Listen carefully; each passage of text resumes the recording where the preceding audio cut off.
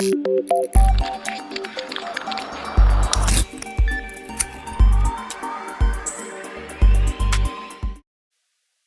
meu querido aluno, minha querida aluna do TEC Concursos. Que honra e que alegria estar com vocês para que nós possamos dar continuidade aos nossos estudos do direito do trabalho. Nós estamos tratando sobre a disciplina jurídica dos aeronautas, o estudo de toda a lei específica. E nós agora vamos nos debruçar, após observar limites de horário, vamos observar sobre o sobreaviso e a reserva. Sobreaviso e reserva, no que tange aos aeronautas, encontra-se disciplinado na Lei 13.475, a partir do seu artigo 43. Vamos lá. O artigo 43 da lei, tratando sobre o sobreaviso e a reserva, ele diz o seguinte: sobreaviso é o período não inferior a 3 horas e não excedente a 12 horas. Então, o que é o sobreaviso na perspectiva do aeronauta?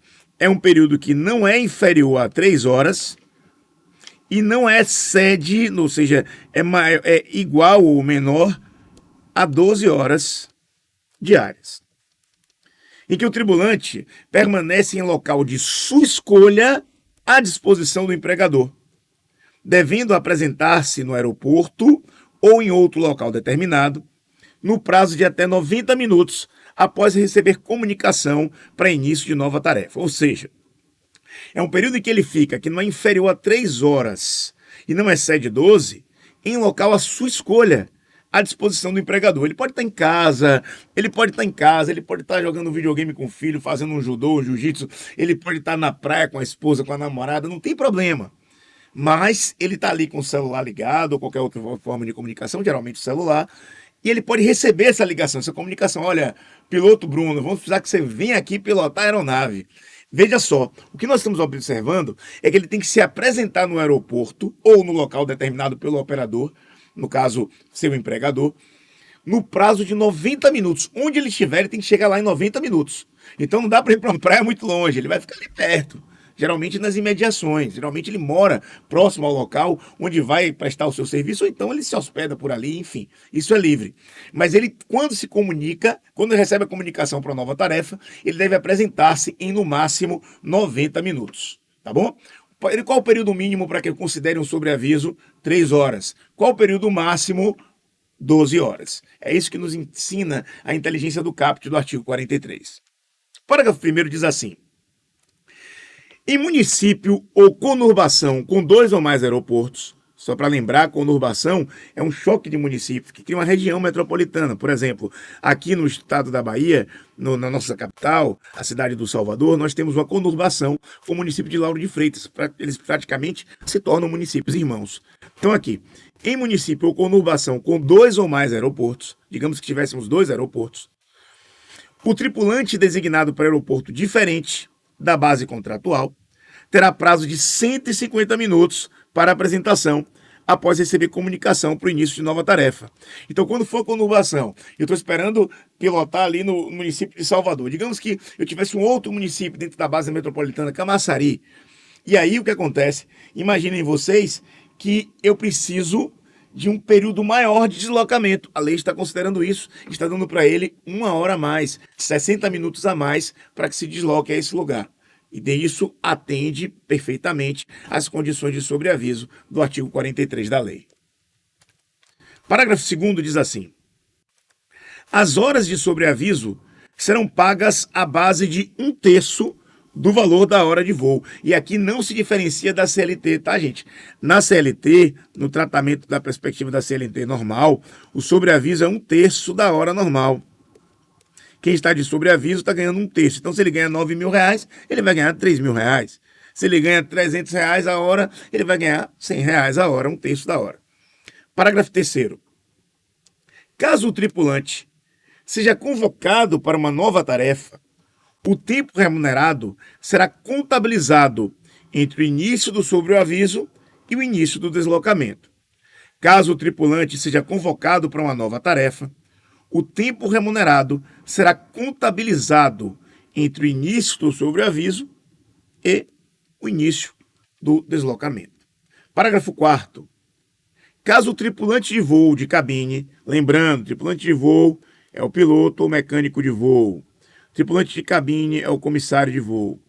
Caso o tripulante de voo de cabine não seja convocado para uma tarefa durante o período de sobreaviso, o tempo de repouso mínimo de 8 horas deverá ser respeitado antes do início de nova tarefa. Ou seja, ele vai ter que ter pelo menos o período de 8 horas para que realize a nova tarefa. Por quê? Porque não foi convocado, em tese, não estava trabalhando, considera-se o período mínimo de 8 horas. Parágrafo 5º, disciplinando o tema, fala o seguinte: o período de sobreaviso contabilizado desde seu início, até o início do deslocamento, caso o tripulante seja acionado para nova tarefa, não poderá ser superior a 12 horas. Gente, o sobreaviso para os aeronautas não pode ser superior a 12 horas. O caput do artigo 43 já deixa isso claro para a gente. O que ele está dizendo aqui? Que esse período de sobreaviso, não importa quanto tempo vai ser, mas lembre-se, não pode ser inferior a 3, não pode ser maior que 12 horas, é o caput do artigo 43, contabilizado desde o seu início do deslocamento, caso o tripulante seja acionado para nova tarefa, não pode ser superior a 12 horas. O que ele está fazendo aqui? Uma junção com o parágrafo 4º. Se ele não for convocado para uma nova tarefa, o período aqui de 12 horas é o período em que ele não pode ficar, exceder esse sobreaviso. Sobreaviso, 12 horas no máximo. Parágrafo 6º. No período de 12 horas previsto no parágrafo 5º, não serão computados os períodos de deslocamento de 90 minutos e de 150 minutos previstos no caput e no parágrafo 1º desse artigo. Como é que a gente poderia colocar essa perspectiva aqui?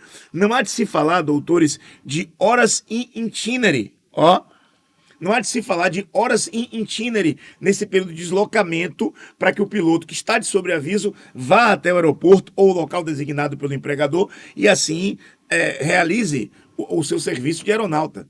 Quer seja piloto, quer seja um mecânico de voo, quer seja um comissário de voo, tá, gente? É aeronauta. Então ele é convocado, tem que chegar lá em 90 minutos. Se for num município da estrutura da conurbação, como nós vimos, no outro aeroporto, que não é a sua base, 150 minutos. Esse período que ele está deslocando conta nas 12 horas? Não conta. Esse período de deslocamento ele não é remunerado, ou melhor, ele não conta nesse período máximo aqui de 12 horas. Tudo bem? Parágrafo 7º diz assim: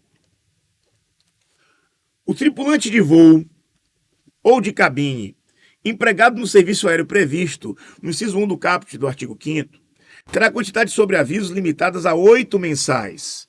Então, limitação para 8 sobreavisos mensais. No caso do tripulante de voo de cabine, podendo ser reduzida ou ampliada por convenção ou acordo coletivo de trabalho, observados os limites estabelecidos na regulamentação da autoridade da aviação civil brasileira. Repito, podendo ser reduzida ou ampliada por convenção ou acordo coletivo de trabalho, observados os limites estabelecidos na regulamentação da autoridade da aviação civil brasileira. Ou seja, permite-se negociação coletiva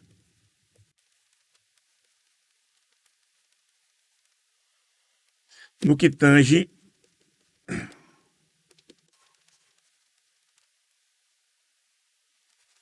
a quantidade de sobreavisos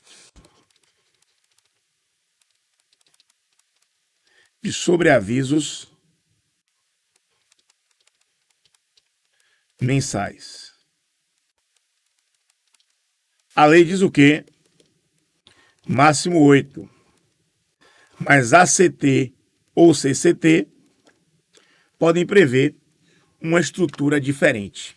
Em outras palavras, parágrafo 7º do artigo 43, aqui a lei dos aeronautas admite que por meio de negociação coletiva, interveniência sindical obrigatória, sindicato da categoria profissional participando, a formulação de acordo coletivo de trabalho, sindicato da categoria profissional e empresa ou grupo de empresas, ou empregador e grupo de empregadores, ou por meio da convenção coletiva de trabalho, sindicato da categoria profissional e sindicato da categoria econômica, seja formado um negócio jurídico coletivo que vai alterar o limite de 8 horas, ou melhor, o limite de 8 sobreavisos mensais.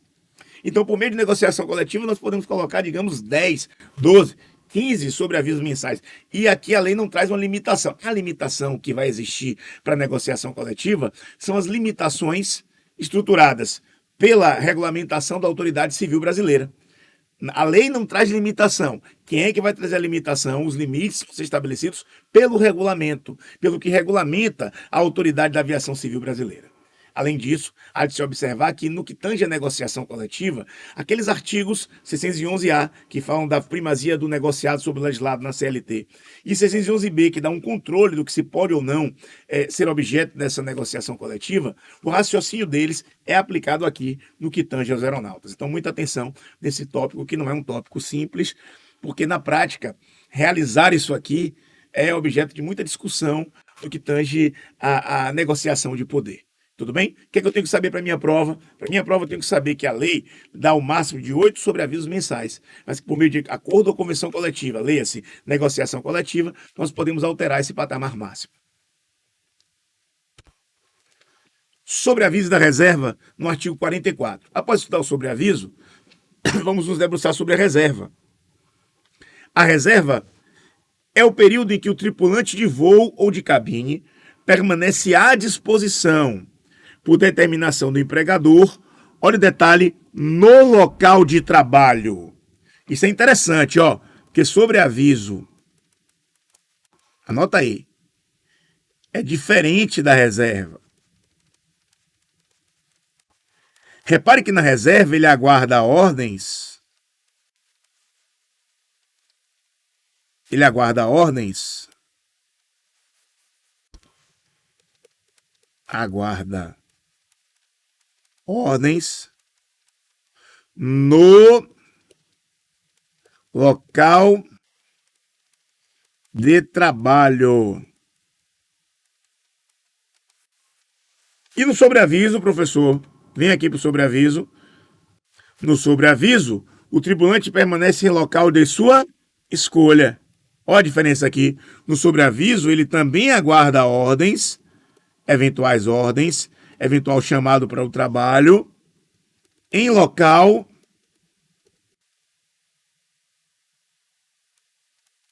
de sua escolha.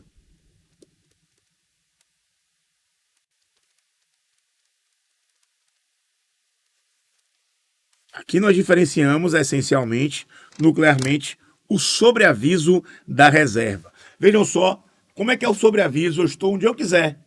Minha casa, passeando, com minha família, com meus amigos, mas, se convocado, eu tenho que comparecer em 90 minutos ou 150 se for para um aeroporto de uma base diferente da que eu estou, mas dentro de uma mesma conurbação.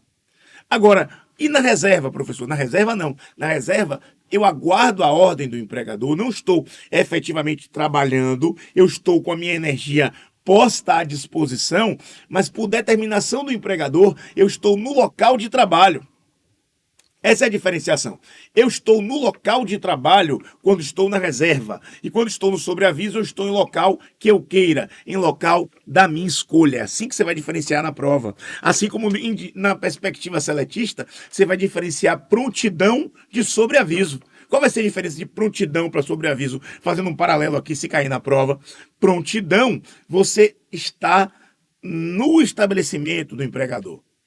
Sobreaviso, você está fora, mas comunicável. Aqui, o mesmo raciocínio jurídico pode ser aplicado. Voltando aqui. A hora de reserva será paga na mesma base da hora de voo. A reserva do tripulante empregado no serviço aéreo, previsto no inciso 1 do caput do artigo 5º desta lei, terá duração mínima de 3 horas e máxima de 6 horas. Nós vimos que o sobreaviso ele tem duração mínima de 3 horas e máxima de 12. No sobreaviso. E na reserva nós temos 2 tratamentos. O parágrafo 2º, que vai dizer a reserva do tripulante empregado no serviço aéreo previsto no inciso 1 do caput do artigo 5º, terá duração mínima de 3 horas e máxima de 6 horas. Já temos também a possibilidade do parágrafo 2º, que nos diz o seguinte: A reserva do tripulante empregado no serviço aéreo previsto no inciso 1 do caput do artigo 5º terá duração mínima de 3 horas e máxima de 6 horas. Veja, a reserva do tripulante empregado no serviço aéreo previsto no inciso 1 do caput do artigo 5º terá duração mínima de 3 horas e máxima de 6. Primeiro ponto, é o parágrafo 2º. Parágrafo 3º. A reserva do tripulante empregado nos serviços aéreos previstos nos incisos 2, 3, 4 e 5 do caput do artigo 5º terá duração mínima de 3 horas e máxima de 10 horas. Essa é a hipótese. Aqui é a hipótese do parágrafo 3º do artigo 44. É assim que se diferencia a base de sobreaviso para reserva. Mas quando vamos analisar o parágrafo 4º, nós temos mais algumas informações. Olhem com atenção. Parágrafo 4º. Prevista a reserva por prazo superior a 3 horas, o empregador deverá assegurar ao tripulante acomodação adequada para o descanso. E quando ele der 3 horas, você pode ficar 3 horas lá como é que eu posso colocar? Numa salinha aguardando ordem. Você pode ficar ali olhando o celular, conversando com alguém. Você está com a sua energia posta à disposição, não está efetivamente trabalhando, mas ele pode lhe colocar numa sala, por exemplo. Porém, se ultrapassa 3 horas, você vai ter que ter o quê? Um lugar adequado, uma acomodação adequada para o descanso. Parágrafo 5º vai nos dizer o que é essa acomodação adequada. O que você tem que lembrar? Você tem que lembrar que se ultrapassar 3 horas, até 3, ele fica ali na empresa, sentadinho numa sala. Celular, toma um café. A partir de 3 horas, tem que se fornecer uma estrutura adequada. Olhe para cá. Entende-se por acomodação adequada, para fins deste artigo, poltronas em sala específica, com controle de temperatura, em local diferente destinado ao público e à apresentação das tripulações. Ou seja, não fica ali no meio do bolo, as pessoas chegando, conversando, falando. Não, tem um controle de temperatura e tem uma poltrona, ou seja, um mínimo de conforto específico para que a pessoa efetivamente possa estar realizando o seu trabalho. Parágrafo 6º. Para efeito de remuneração, caso o tripulante seja acionado em reserva para assumir programação de voo,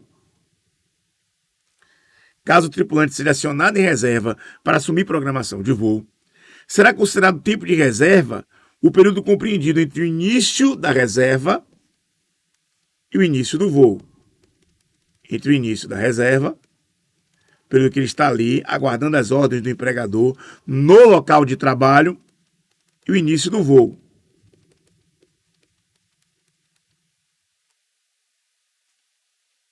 Isso aqui é o chamado tempo de reserva. Tempo de reserva. Esse lapso aqui, entre um e outro. Os limites previstos nesse artigo poderão ser reduzidos ou ampliados por convenção coletiva ou acordo coletivo de trabalho, observados os parâmetros estabelecidos na regulamentação da Autoridade da Aviação Civil Brasileira. Então, o que a gente está percebendo aqui do parágrafo 7º, que também a negociação coletiva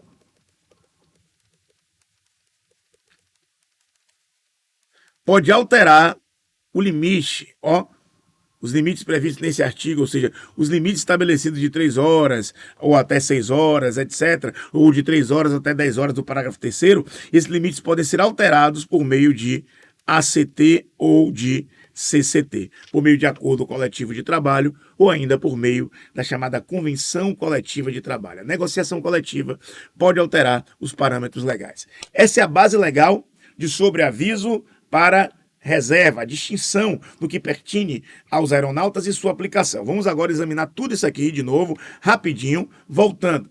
Artigo 43 da Lei 13.475 de 2017, para fixar sobreaviso e reserva. Lá, fazendo alusão, uma análise com direito de trabalho para perspectiva seletista, seria a ideia de prontidão e sobreaviso. Aqui não. Aqui é sobreaviso e reserva. É igual, professor? Não é igual. Porque a prontidão lá na CLT ele dá uma remuneração de 2/3. Aqui, quando nós vamos ver a reserva, o parágrafo 1º do artigo 44 diz assim: a hora de reserva será paga na mesma base da hora de voo.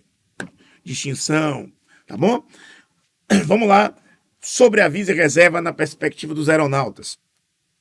Artigo 43 caput vai nos dizer o que é sobreaviso. É o período não inferior a 3 horas e não excedente a 12 horas, em que o empregado vai ficar em local à sua escolha, mas aguardando a eventual comunicação do empregador para comparecer ao aeroporto onde ele presta o seu serviço. Ele deverá fazê-lo em 90 minutos, diz o caput do artigo 43. Ele fica ali aguardando para ver se vai receber uma tarefa. Enquanto isso, ele está livre, pode ir para onde ele quiser, para o shopping. Ele não tem que ficar ali no estabelecimento, no local de trabalho, nas dependências do empregador. Esse é o primeiro ponto. O que nós vimos é que em municípios ou conurbações com 2 ou mais aeroportos, se você for designado para voar, para trabalhar, para ser comissário de voo, para ser mecânico de voo ou piloto, em um aeroporto que não é a sua base, qual é a consequência jurídica disso? Ao invés de ter 90 minutos para se deslocar até o aeroporto, que é a sua base, você terá um acréscimo de tempo. Você terá 150 minutos para se deslocar e realizar a nova tarefa. É isso que nos diz o artigo 43, caput, e também o seu parágrafo 1º. Quando nós vamos analisar o sobreaviso, vemos que as horas de sobreaviso serão pagas à base de 1/3 do valor da hora de voo. Repito, as horas de sobreaviso serão pagas à base de 1/3 do valor da hora de voo. Caso o tripulante seja convocado para uma tarefa, o tempo remunerado será contabilizado entre o início do sobreaviso e o início do deslocamento. Eu estou em casa, descansando, estou de sobreaviso. 1 hora, 2 horas, 3 horas, 4 horas eu recebo a ligação. Piloto Bruno, preciso que você compareça ao aeroporto para poder funcionar a aeronave. Vamos fazer uma viagem aqui que foi determinada. Perfeito. Eu fiquei 4 horas de sobreaviso, entre o início do sobreaviso que me foi comunicado, até a hora que eu sou chamado, e começo a me deslocar para o meu local, o meu posto de trabalho. Caso o aeronauta, ou seja, o tripulante de voo ou o tripulante de cabine, não seja convocado para uma tarefa durante o período de sobreaviso, o tempo de repouso mínimo dele vai ser de 8 horas. É o que nos diz o parágrafo 4º do artigo 43. Lembrando ainda que não conta no período de sobreaviso, para cá, o período de deslocamento, caso ele seja acionado para uma tarefa, tá? É contabilizado do início até o seu deslocamento. Aquele período de deslocamento de 90 minutos ou de 50 minutos, aquele período ali não é contado, não é computado para fins de sobreaviso, dizem os parágrafos 5º e 6º da lei específica, a lei 13.475. Lembrando ainda que caso esses parâmetros aqui não sejam da vontade das partes, as partes, embora não possam alterar por meio de negociação individual escrita, ou seja, acordo escrito individual, elas podem fazer alterações que tem por base e fundamento a negociação coletiva, o acordo coletivo de trabalho ou a convenção coletiva de trabalho, obedecendo sempre os limites mínimos estabelecidos pela Autoridade da Aviação Civil Brasileira. Isso é o sobreaviso. Agora, a reserva, diferente do sobreaviso, ele não está no local que ele quiser, ele fica nas dependências do empregador, ele fica no local de trabalho e permanece à disposição do empregador. A hora da reserva será paga na mesma base da hora de voo, não vai ser base de 1/3, vai ser na mesma base da hora de voo. A reserva do tripulante empregado no serviço aéreo, lá do artigo 5º, inciso 1, será de mínimo 3 horas, no máximo 6 horas. E os demais incisos, 2, 3, 4 e 5, será de no mínimo 3 horas e no máximo 10 horas. Lembre-se ainda que esse período de reserva, que não pode ter um prazo inferior a 3, se ele tiver um prazo superior a 3 horas, você tem que assegurar condições de acomodação adequadas. A acomodação adequada é poltrona adequada, é longe do público, é longe de tripulação, com temperatura também adequada, controle de temperatura. É isso que nos informa o parágrafo 5º do artigo 44. Para efeito de remuneração, caso o tripulante de reserva seja chamado para assumir a programação de voo, será considerado tempo de reserva o quê? O período em que ele iniciou a reserva e que ele iniciou o voo. O período em que ele iniciou a reserva e que ele iniciou o voo. Esse é o chamado tempo de reserva. Lembrando ainda que todos esses limites no que pertinem à reserva, podem ser objeto de negociação coletiva e, portanto, alteração mediante acordo coletivo de trabalho ou mediante convenção coletiva de trabalho.